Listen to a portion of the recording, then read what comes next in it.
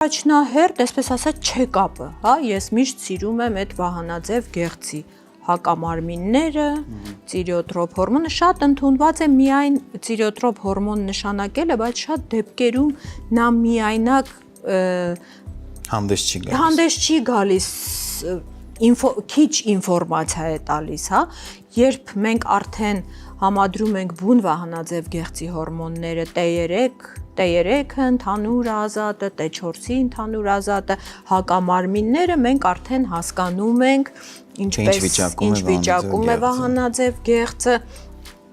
եթե արտաքինից կան փոփոխություններ վզի շրջանում, հա, մեծացում կա,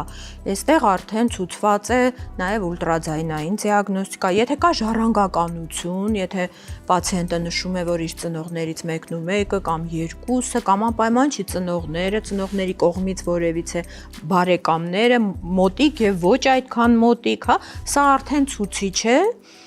ստուգել մարդուն նույնանման պաթոլոգիաների առկայության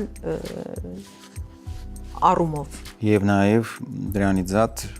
նաև ստուգենք նաև մյուս հորմոններն էլ, հա, տեստոստերոն։ Անպայման, դա բնականաբար այսպես պաումալչանյու, հա, ոնց որ ասած պետք է ստուգել իհարկե։